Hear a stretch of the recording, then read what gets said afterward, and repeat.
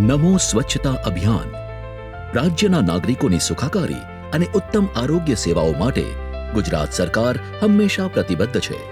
માનનીય વડાપ્રધાન શ્રીના સ્વચ્છ ભારતના સંકલ્પને આરોગ્ય સંસ્થાઓમાં સાકાર કરવા માનનીય મુખ્યમંત્રી શ્રી ભૂપેન્દ્રભાઈ પટેલના વરદ હસ્તે માનનીય નાયબ મુખ્યમંત્રી શ્રી હર્ષ સંઘવી અને માનનીય આરોગ્ય મંત્રી શ્રી પ્રફુલ્લ પાનશેરિયાની ગરિમામયી ઉપસ્થિતિમાં આજ રોજ રાજ્યવ્યાપી પ્રારંભ થઈ રહ્યો છે નમો સ્વચ્છતા અભિયાનનો. આ મહાઅભિયાન દરમિયાન રાજ્યની તમામ મેડિકલ કોલેજો, ડિસ્ટ્રિક્ટ હોસ્પિટલોથી લઈને પ્રાથમિક આરોગ્ય કેન્દ્રો અને આયુષ્માન આરોગ્ય મંદિરો સુધી તમામ 12,000 જેટલી સરકારી આરોગ્ય સંસ્થાઓમાં સઘન સફાઈ અભિયાન હાથ ધરાશે.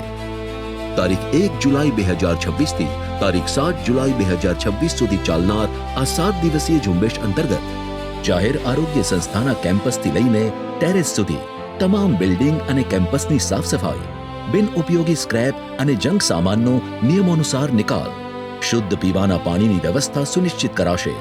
દર્દીઓની સુરક્ષા માટે ઇલેક્ટ્રિકલ અને ફાયર સેફટીની ચકાસણી, માઇનર ફર્નિચર અને સિવિલ વર્ક હાથ ધરાશે. ઇન્ફેક્શન કંટ્રોલને પ્રાધાન્ય આપીને ઓપરેશન થિયેટર, આઈસીયુ અને લેબર રૂમમાં ડીપ ક્લિનિંગ કરવામાં આવશે.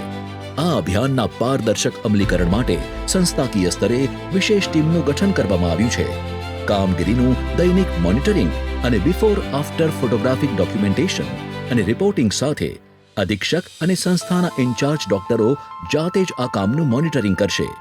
યાદ રહે, આ માત્ર 7 દિવસીય ઝુંબેશ નથી, પરંતુ આરોગ્ય સંસ્થાઓને સ્વચ્છ અને સુઘડ રાખવાની એક કાયમી સુવ્યવસ્થા છે.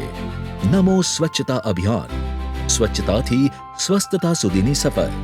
આરોગ્ય અને પરિવાર કલ્યાણ વિભાગ, ગુજરાત સરકાર.